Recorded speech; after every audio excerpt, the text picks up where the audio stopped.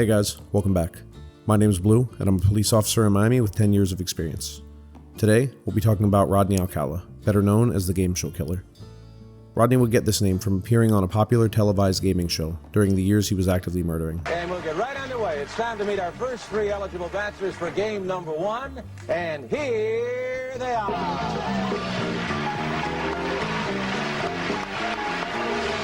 Good luck, gentlemen. Well, let's see. Bachelor number one is a successful photographer who got his start when his father found him in the dark room at the age of 13, fully developed. Between takes, he might find him skydiving or motorcycling. Please welcome Rodney Alcala. Rod, welcome. Kind of haunting that clip was taken in the middle of his murder spree. Today, we'll try to identify any times he would have or should have been caught, as well as what, if any, failures there were in the justice system that allowed him to stay free for as long as he had. We'll also try to identify any areas he was able to use the flaws in the justice system to his advantage, as we try to answer our series' ultimate question: how did he get away with it for so long? As always, let's start with a brief background of our subject. If you're a fan of the channel, you know that in a lot of our previous subjects, we see childhoods that range from downright horrific to mildly abusive or negligent. With Rodney, we don't really see any of that. By all accounts, he had a relatively normal childhood and was considered popular and intelligent. Rodney Alcala was born on August 23, 1943, in San Antonio, Texas. He was born the third of four children, to mother Ana Maria Gutierrez and father Raul Alcala Bucor. In 1951, when Rodney was only 8 years old, his father moved the entire family to Mexico. Sadly, after only 3 years there, his father would abandon the family. However, 3 years later, in 1954, a now 11-year-old Rodney and his family relocated to Los Angeles. As stated earlier, Rodney was a popular, gifted student who was also involved in his school's yearbook committee and track teams. No warning signs were present, and to everyone, Rodney seemed like a son that would make any parent happy and proud. In 1961, a 17-year-old Rodney would join the United States Army, desiring to become a paratrooper. For whatever reason, he would not, and instead would serve his time as a clerk. It seems that here is where the facade starts to crack, and while enlisted he would go AWOL, which is taking leave without approval in the military, and a serious offense. During this trip, Rodney would steal a car in Nashville, rob someone of their credit card, and drive the stolen car all the way to New York. After several days there, Rodney would allegedly leave a bar while drunk, following a random woman and throw a glass bottle at her head, causing this woman to run away. After a short while, Rodney was found by military police who discovered his AWOL status. Somehow, Rodney escaped their custody and fled all the way across the country to his mother's home in LA. Despite the numerous felonies committed, the Army decided to just wrap everything up under the guise of Rodney suffering a nervous breakdown. This meant he paid a fine and received an honorable discharge from the military. This represents the first missed chance to put this maniac away for a good while. Our first missed opportunity, and you guys should already know there's going to be more. After his discharge, it's reported that Rodney would go on to attend UCLA in 1968, just before his behavior became really violent. This same year, an 8-year-old Tally Shapiro would have the terrible misfortune to cross paths with this soon-to-be killer. Be warned, what happened to Tally is graphic and may be disturbing to you. September 25th, 1968. Tally was walking to school when Rodney pulled alongside her in a car, asking her if she needed a ride. Tally told him that she doesn't talk to strangers, but Rodney insisted that he knew her parents and that she was supposed to get in the car. Tally said that she didn't want to, but was eventually swayed by Rodney's lies, and got inside. Once Rodney had her inside the car, he took her to his own apartment and began to sexually batter her. Little did he know, however, that another motorist had seen this entire interaction and decided to report it to the police. Considering the limitations of technology at this time, it's likely that the anonymous witness had to drive to a payphone to report it, leading to a delay in the response time of officers. Once police arrived on scene, they located Tally lying on the floor after forcing entry into the apartment. She was reportedly lying nude in a large puddle of blood, and not breathing, with a metal pipe laying across her neck. Thinking her to be dead, they began to search the apartment for Rodney. One of the officers, however, who was examining Tally, realized that she was still alive, and as such, the officers on scene immediately began to focus on getting her to a hospital. It later was discovered that Rodney had escaped through the back while police were knocking on the door, fleeing the area. The medical exam at the hospital revealed that Tally had been sexually battered, raped, and beaten with that same steel bar. She had been beaten so badly she remained in a coma for over a month, and even had to relearn how to walk once she came out of it. This attack was so brutal that Tally today says she remembers virtually nothing of the incident inside the apartment. Rodney, knowing that he was a wanted man, and that police would have access to his identification inside his apartment, fled across the country to New York. Here, he began to use another alias, going around as John Berger. He was even able to get into NYU using this alias the same year, despite the semester already having started. Here's where we should outline some of the reasons Rodney was able to successfully do this for any substantial length of time. Keeping in mind this was 1986, and the National Crime Information Center, or NCIC, had just been founded in 1967. The purpose of the NCIC was to create a centralized information system to allow better communication between local, state, and federal law enforcement agencies around the U.S. As we've discussed in previous videos, while the NCIC was founded and employed around this time, the vast majority of smaller agencies would not be able to implement it due to budget, training, technological constraint, and other reasons. Even today in law enforcement, changes happen slowly, and can be slowed even more if the agencies themselves have to try and pay for these advancements. Now, an arrest warrant was immediately put out for Rodney, likely for sexual battery of a minor, kidnapping, and attempted murder. Despite this, most other agencies outside these surrounding areas would not even be aware of this. Secondly, a lack of proper background checks allowed monsters like Rodney to scam their way through life. It was a time where one could make up a name and background story, move across the country, and start a new life. Almost no jobs had the ability or need for background checks, and that went the same for schools too. Many jobs paid cash or were paid under the table, and Rodney's experience was no exception. He went to NYU for 3 years, working as a security guard and eventually a camp counselor at a summer camp in New Hampshire. He also worked here as a photographer for those same 3 years. Before returning to camp for the 3rd year, Rodney would kill again.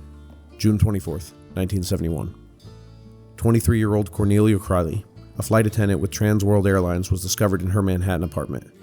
Cornelia's boyfriend had not been able to reach her all day and contacted the police to check on her. After noting the front door was locked, they observed her lying nude on the floor of her apartment through the window on the fire escape. Once inside, police discovered that she had been beaten, sexually battered, and strangled with a pair of her own nylon stockings, which were still wrapped around her neck.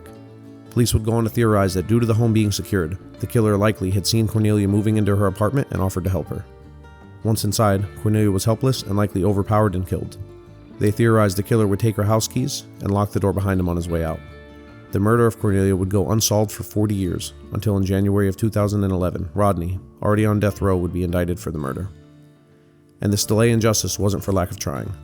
The day after the murder, 25 detectives went door to door in the apartment complex and nearby buildings, interviewing hundreds to try and find their killer.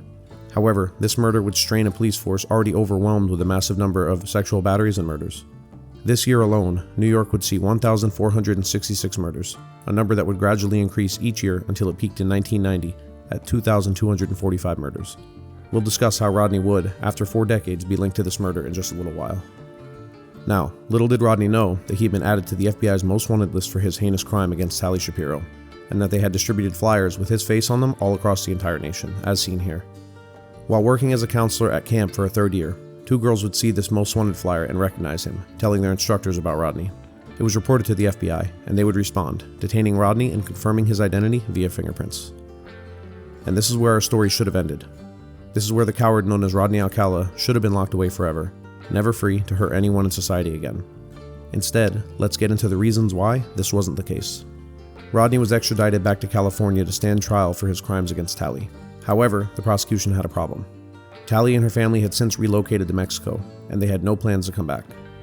After speaking with her parents, they both adamantly refused to let Tally testify. They did this obviously because they care for Tally, and did not want to traumatize their daughter more than she had already been. You see, most people, after a certain amount of time passes, no longer want justice.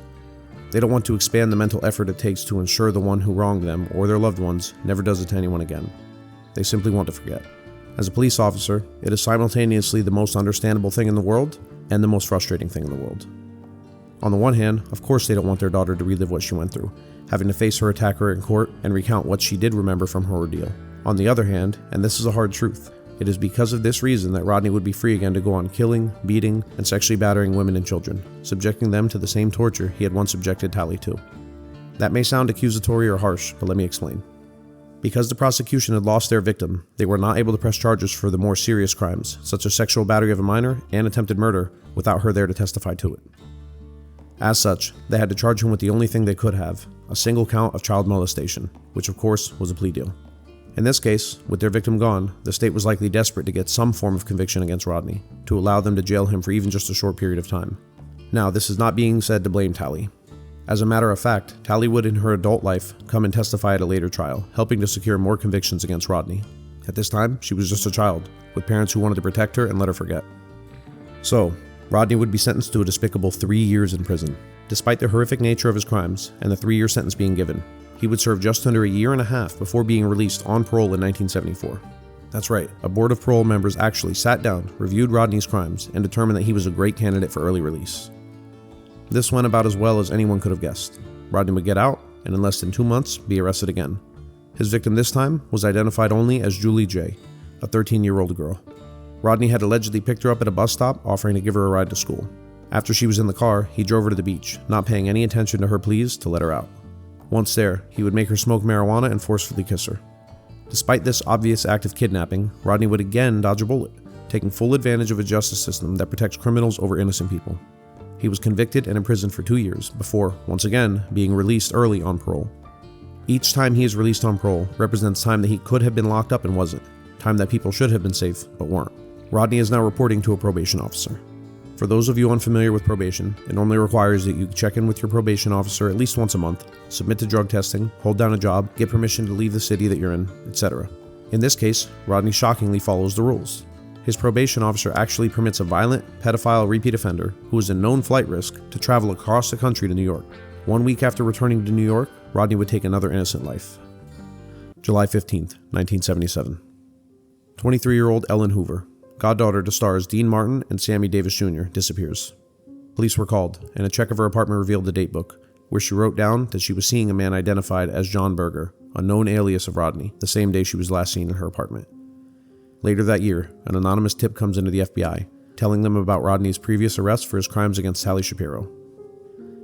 Police would question him, and while Rodney admits to knowing Ellen, he admits nothing incriminating, and without evidence that Ellen was actually deceased, they were forced to let Rodney go. Ellen's remains would eventually be discovered buried under heavy rocks in an area overlooking the Hudson River. This area would be identified and linked to Rodney after a model claimed a man named John Berger had taken her there for a photo shoot years before. Here is where, among Rodney's known murders, we see a major increase in both number and frequency. November 9th, 1977. The body of an 18-year-old is discovered on an off-road dirt path, naked from the waist down. Evidence on scene shows that Jill had been sexually battered, and she was strangled with a pair of rope ties and badly beaten. Her death would initially be connected to the Hillside Stranglers, Kenneth Bianchi and Angelo Buono, but would later be connected to Rodney after neither man confessed to the murder, and after 3 bite marks on Jill's right breast were connected to Rodney, reminiscent of our Ted Bundy case. December 16th, 1977. Georg Marie, a 27-year-old nurse, is reported missing after she doesn't show up to work. Police would respond to Marie's house and find signs of forced entry. Upon entering, they discovered Marie naked on the floor, posed with her legs spread. She had been strangled with a pair of nylon stockings, and she had signs of heavy blunt force trauma to her head. Additionally, her genitals had been mutilated. Rodney would later be connected to this crime through DNA evidence and a handprint found at the scene.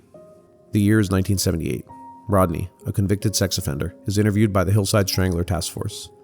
While he is eventually ruled out, it's terrifying to know just how many serial killers there were active during this time, and in close proximity to Rodney. That ranges from the Hillside Stranglers in California to the Son of Sam in New York, and even working in the same office with Richard Cottingham. It's shocking and makes you wonder just how many serial killers there were during this time period that we don't even know about. But after being ruled out as the Hillside Strangler, Rodney serves a small jail sentence for marijuana possession. Afterwards, he convinces hundreds of people that he is a photographer and uses this guise to get close to an unknown number of victims. Shockingly enough, Rodney would actually show the photos he had taken to his coworkers, who themselves attest to having seen multiple pictures of very young naked boys and girls. When they asked him why he had taken pictures of them so young, Rodney claimed their parents had told him to. These photos are in police possession today and have caused police to believe there are dozens of more potential unreported cold case victims out there. 1978 was a big year for Rodney. This is the year that he would appear on a televised dating show called The Dating Game. This is what gave him the nickname the Gameshow Killer. He would ultimately, somehow, win the competition, and his prize was his date with Cheryl Bradshaw. Cheryl apparently could not stand Rodney and refused to go out on a date with him after the show. This was a decision that definitely saved her life. A well-known criminal profiler, Pat Brown, theorized that this rejection may have contributed to Rodney's increased killings that followed. However, there appears to be a little bit of an injustice here that's really hard to swallow. Despite all he had done, Rodney seems to be living his best life. He has a job, he's not struggling for money, he's appearing on television, and overall seems to be hitting his stride in his miserable little life. But this did not stop him from killing, from continuing to ruin as many lives as possible. June 24th, 1978. 31-year-old secretary Charlotte Lee Lamb would be found dead in a laundry room, having been sexually battered, beaten, and strangled with a shoelace. DNA evidence would link Rodney to this crime years later, and Charlotte's DNA would actually be on a pair of earrings that Rodney would later be found to have in his possession. February 14th, 1979. 15-year-old hitchhiker Monique Ho would be picked up while hitchhiking in Riverside County, California. Rodney would take her back to her apartment and repeatedly sexually batter her. After this, Rodney takes Hoyt to a secluded wilderness area and forces her to be photographed while she's in her underwear. While photographing her, he again begins to sexually batter her. After this, he restrains her hands and feet, gags her, and yet again begins his assault, this time sodomizing her and beating her with his hands in a rock. For whatever reason, Rodney stops and begins to drive Hoyt back to his apartment, but stops off at a gas station first, leaving Hoyt in the car alone while he goes to the bathroom. Hoyt manages to flee to safety, saving her life. In this particular case, there appears to be little information as to what actually happened in this case and what the outcome was. It would be reported that Rodney was arrested for this, only to be bailed out by his mother. Again, while we do have limited information here, there are a few things about our justice system that I would like to point out here. Number 1. How does a man like Rodney Alcala get bail? In California, his criminal record would likely have been well known, especially considering his time on the FBI's top 10 most wanted list for his attack on Tally Shapiro. And that's despite all of his other criminal charges. It's despicable to think any judge would think that he is not a clear danger to the community at large, and he is a very well-known flight risk. And yet, at least according to what I can find online, Rodney's mother was able to bail him out, perhaps on the condition that he lived with her. Either way, it's unacceptable. Number 2. Let's take his criminal history out of the way for a moment. What kind of charges would someone face for the terrible crimes Rodney committed against a 15-year-old Hoyt? So, assuming the account I gave above is an accurate account of the events, he would be looking at a large number of very serious charges, especially in the state of Florida. Let's count them up. Numerous counts of sexual battery, including separate charges for the forcible sodomy. While we don't know the exact number, we know he batters her, based on that statement, at least 3 times in various locations. Another thing to note, we can assume this girl was not willingly taken to any of these locations, either to Rodney's apartment or the 2 subsequent areas. This means that we are looking at additional charges for kidnapping, at least 3 counts. The binding of Hoyt's hands and feet during the final assault may also count as false imprisonment. Striking her with a rock could be considered aggravated assault, and none of this even begins to factor in his criminal history or the victim's age. Each of these are very serious felonies, and on this crime alone, we should have seen a life sentence handed down, or at the very least, a no bond issue ordered against him. But, as we've seen time and time again, and we will continue to see, a judge had leniency on this monster and released him back into the world. And that leniency would, as it has in the past, come at the cost of innocent lives. June 13th, 1979. 4 months after the assault on Hoyt. 21-year-old Jill Pento fails to come to work one day. After officers are asked to check on her, they find obvious signs of forced entry to her apartment and enter into the home to do a welfare check. Once inside, they would discover her deceased, naked on the bathroom floor of her apartment. She had been, as with the rest of Rodney Alcala's victims, sexually battered, beaten, and killed by strangulation. Officers would discover blood on a broken window, which would years later be used to connect Rodney to the scene of the crime. As it would later be revealed by a friend of Jill's, she and Jill had met Alcala before numerous times at a local club. June 20th, 1979.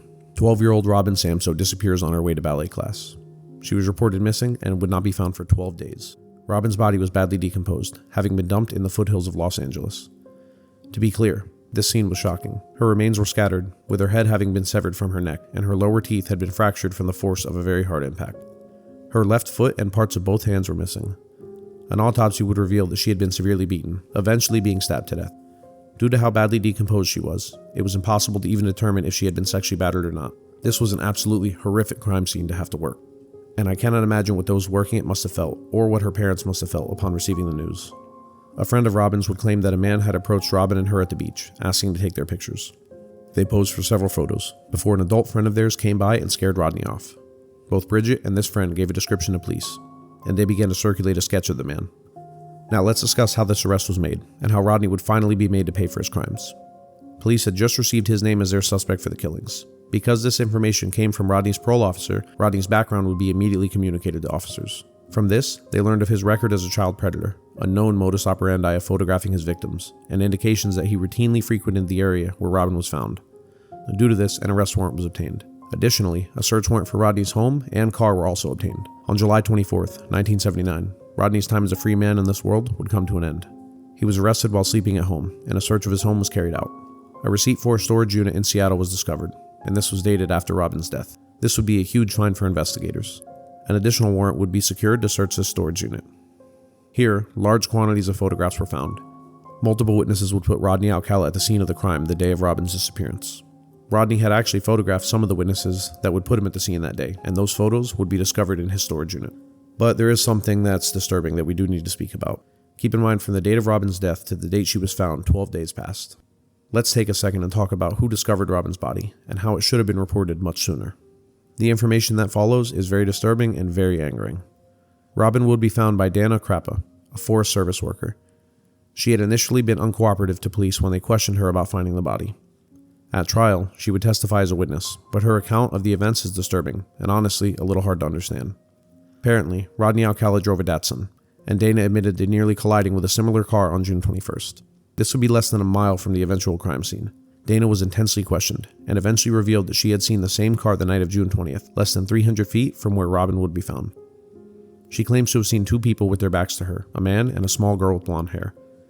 The man appeared to be forcefully guiding the girl along the path. She claimed she was almost positive that Rodney Alcala was the man who had been seen, but she could not say with 100% certainty. Again, Dana was not an easy witness to examine. After some time, she would admit to walking around that area around 7 at night on June 25th, where she discovered Robin's body. Dana actually saw this absolutely horrific crime scene that I described above, noticed clothing lying around and left, apparently horrified, but notified no one. The body of Robin Samso would just lie there, having been brutally murdered. Now found and abandoned yet again, alone in the wilderness. 4 days later, yes, 4 days, Dana and several co-workers were working in the area. Due to the advanced state of decomposition, the trauma to Robin's body, and local wildlife having scattered her remains, none of her co-workers realized the remains they saw were that of a human, but assumed it was a recently killed deer. Dana actually claimed that a co-worker picked up a bone and threw it at her. Again, knowing full well these were human remains, she said nothing or did nothing. Incredibly enough, she returns again to the crime scene by herself that night. She sees a patch of blonde hair, the body spread apart even more by wildlife, the clothing lying around, and claims she saw a knife. Again, knowing full well what she was looking at, she leaves the scene and reports it to no one. This innocent 12-year-old girl would remain for another 3 days in the wilderness, left to the elements, until a co-worker found her skull and finally reported it. Now remember, this murder occurs on June 20th. Rodney Alcala was arrested due to the evidence in this case July 24th of the same year, nearly 5 weeks spent as a free man. Who knows if he managed to kill anyone during this time? Who knows if anyone could have been saved during this time, had this been reported sooner? What we do know is this totally innocent 12-year-old girl was brutally murdered, and even after being discovered about 5 days later, would be left alone, to decay and be left as food for wild animals for another week. It's beyond cruel to think that this happened to her, and infuriating to know that she could have been recovered so much sooner. Rodney Alcala would be tried and found guilty in the murder of Robin Samso in May of 1980, and sentenced to death in June of the same year. This death sentence would be overturned by the California Supreme Court in 1984, because the jurors had been improperly informed of Rodney's prior sex crime convictions. In the end, the result was the same. After another trial that was described as virtually identical, he would again be sentenced to death in May of 1986, 6 years later. This would begin a chain of ridiculous appeals for numerous reasons, none of which would ultimately work to free Rodney Alcala. In 1992, Rodney files a habeas corpus petition, which was granted in 2003 and overturned his second death conviction. This appeal would be upheld because a witness was not allowed to testify in support of Rodney that Dana, who discovered the body of Robin, had been hypnotized by police. This successful appeal led to a third trial for Rodney. While preparing that trial, prosecutors learned that Rodney's DNA had matched semen left at the murder scene of 2 women in Los Angeles. This DNA was taken forcefully from Rodney, who protested the new law that required it to be collected. Thank God for this law, or we may have never known what kind of monster Rodney Alcala was. In 2003, more matches and evidence led to Rodney being indicted for the murders of 4 additional women. 18-year-old Jill Barcombe, 27-year-old Georgia Wixted, 31-year-old Charlotte Lamb, and 21-year-old Jill Pento. In 2003, the prosecution would request the 4 additional murders to be joined together and tried at once alongside with Robin Samso's. Alcala's attorneys would fight this and actually stated this: if you're a juror and you hear one murder case, you may be able to have a reasonable doubt. But it's very hard to say you have reasonable doubt on all 5, especially when 4 of the 5 aren't alleged by eyewitnesses, but proven by DNA matches. That's right, it wasn't that he was an innocent man who had wrongfully been accused. He was a prolific murderer and predator, and his attorneys knew this and wanted to make sure they could convince the jury otherwise. The fight to have all these charges tied together took 3 years, further extending Rodney's miserable life. But in 2006, the motion was granted. After an additional 4 years, Rodney would finally stand trial for the 5 murders. In this trial, Alcala acted as an attorney, and rambled and spoke to himself during a self-examination. In one instance, he played a song called Alice's Restaurant. I'm not sure if he played the entire 18-minute song or just certain parts, but he would rest his case shortly after this. It took 2 days for the jury to come back with a verdict, but thankfully, they got it right, and Rodney Alcala was convicted on 5 counts of first-degree murder. For a third time, Rodney Alcala was sentenced to death. Even then, his crimes were still being discovered. In June of 2012, he was extradited to New York to face murder charges against Kley in 1971 and Hoover in 1977, 40 years later. Initially, he tried to fight these charges, but he eventually changed his plea to guilty so he could go back to California and dispute his death penalty cases. He was sentenced to 2 counts of 25 years to life in New York, likely as a plea deal. And here is where we can see the ineffectiveness of our death penalty. Rodney Alcala, a man first sentenced to death in 1980, would appeal his case and live to a ripe old age. You see, Rodney died a peaceful death due to natural causes on July 24th, 2021. 41 years later, he lived decades longer than any of his victims ever had and was spared the actual penalty of being put to death. We should be ashamed that our justice system allowed and continues to allow such things in the face of such overwhelming evidence. Even with the death of the monster that is Rodney Alcala, the search for victims would continue. In March of 2010, the Huntington Beach and New York police departments released 120 photographs taken by Rodney and asked for the public's help in identifying them, fearing that many of these victims could be unreported missing or murdered persons. 900 of his photographs could not be made public due to them being sexually explicit. While multiple persons came forward, none of them were able to be connected to any missing persons case except for one. In the summer of 1977, 28-year-old Christine Ruth Thornton disappeared. Human remains would be found 5 years later in 1982 by a rancher in southwest Wyoming. Despite the length of time, autopsy results showed Christine had been murdered. For decades, Christine remained a Jane Doe, an unidentified female. For decades, her family never knew what happened to her, if she was alive or dead. But her family never gave up looking for her. One day, while searching through the pictures that were posted, they recognized a photograph taken of her and immediately called police. Here is the picture in question of Christine on a motorcycle. Family members submitted their DNA, and after a match was made, Christine was finally identified in 2015. But as we know, Rodney would die in prison before ever facing these charges. To this day, the pictures are still up, and police are continuing to ask for the public's help in identifying these victims. Now, Alcala is known and proven to have committed these murders above, but authorities believe him to have committed 100 murders, and some estimates put him upwards of 130 murders. In this case, this is likely due to his large number of photographs taken of people, something we know he does as a way of getting close and gaining his victims' trust. With the mass number of people who go missing each year, it is likely Rodney, along with many other serial killers, could have killed dozens or hundreds more than have ever been attributed to them, and we just may never know. Ultimately, many of these killings could and should have been prevented. We saw the same thing with Jeffrey Dahmer and John Wayne Gacy, and even Gerard Schaefer, all covered in previous videos as we do here. Rodney commits absolutely terrible crimes and is given an outrageously light sentence for them. While I am not saying that everyone should be given the maximum amount of time in jail for any crime in the off chance they may be a serial killer, I am saying that light sentences, plea deals, early releases, and a justice system that is reluctant to prosecute crimes to the fullest all help to create an environment where evil men like Rodney Alcala are free to victimize whoever they come across, costing the lives of numerous innocent people. Well guys, that's all for today's video. I hope you enjoyed it, despite the dark subject matter.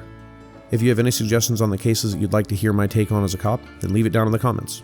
We'll be back in about a week with another topic, and in January, we'll be starting an entirely new series, so stay tuned for that. Don't forget to like and subscribe if you're a fan and if you want to hear more. As always guys, stay tuned and stay safe.